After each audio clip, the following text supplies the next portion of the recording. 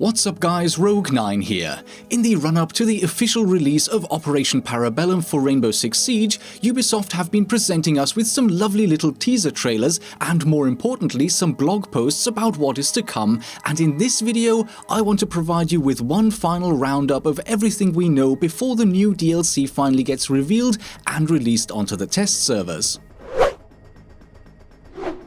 As you can see, I will be showing the trailers in the background for those of you who have not seen them yet, but I think that some of the really juicy info was actually in the blog posts, so those will be the focus of my discussion. But before I get into too much detail, I want to take a quick moment to thank Dodge Hard for sponsoring the video. This challenging and entertaining mobile game combines a bullet hell style of gameplay with RPG elements. Level up your character over time, craft and enhance weapons, and collect and salvage useful items to help you in your quest to defeat more and more challenging enemies and powerful end bosses. Easy controls will allow you to get into the game quickly, and constantly changing stages will keep you hooked, with new secret areas to explore on old maps every time you unlock a new stage. Are you looking for a challenge to keep you entertained on the go? Well, the game currently has a 4.5 out of 5-star rating on Google Play and has been awarded the Editor's Choice emblem, so it might well be just what you're looking for.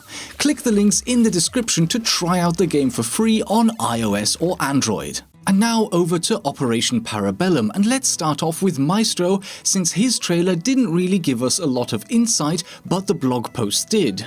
In the post, he is described as an intel gameplay operator who can block access to key locations, and he can see through smoke and mirrors. The post also contained an image of him with his gadget, which looks like a small space helmet that may or may not have wheels. The trailer shows him shocking an opponent via remote control, so I see two possibilities for his gadget. It is either like an armored Twitch drone that has the same heat sensing ability as the new bulletproof Defender cameras, or if it doesn't have wheels, it will be more like those bulletproof cameras, but with the ability to shock. Further down the news release, we have another telling section where it is mentioned that he is a wanderer known for his brilliant exploration, reconnaissance, and scouting techniques.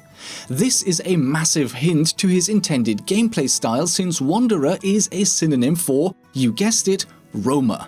So he may well be a 3-speed operator or possibly 2-speed, and his relatively light armor, as shown in his portrait, underlines this theory. So it seems pretty sure now that with Maestro we're getting an intel-focused roamer who looks to be a more mobile alternative to Echo, who is mostly an intel-focused anchor.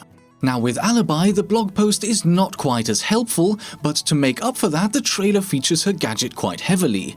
From this trailer and the info leaks of the past, we know that she will have the ability to drop holograms on the map that when shot at will flicker blue, but also provide the location of the attacker taking the shots.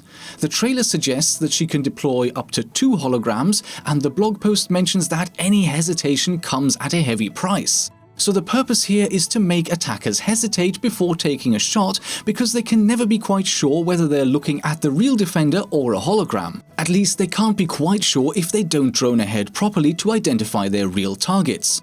Judging by her character model, I would guess that she's going to be a 3-speed operator, since she's wearing neither a helmet nor any body armor whatsoever. This would again make her a great candidate for roaming, and she could use her holograms to set up ambushes very similar to the way that Ella can use her Geschmott mines, except rather than stunning the enemy, she would be uncovering them instead.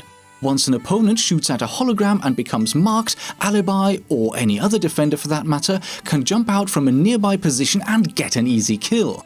This could even be a great spawn peeking technique. Set up a spawn peek with the hologram, and as soon as an attacker shoots, jump up behind another window and hose them down. Or alternatively, stand in the spawn peek location yourself and use the enemy's hesitation to get in the first shot. There are loads of interesting possibilities here, and I can't wait to try her out for myself and see what other players can do with her. And last but not least, let me also give you some info on the new map Villa. The trailer does a great job at conveying the look and feel of the map, as well as giving us a few strategic insights. The villa itself consists of 2 squarish 3-storied buildings joined together at one side.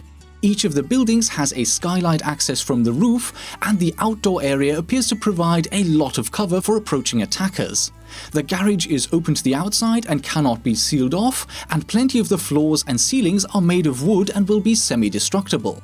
The blog post also mentions narrow tunnels and secret hatches, adding to the diversity of the gameplay on this map. Rumor has it that this is one of the most competitive and balanced maps yet, and if true, this will be a great addition to the game after Tower turning out to be a bit of a challenge to play on. And actually, thinking of Tower makes me want to not speculate too much about the map.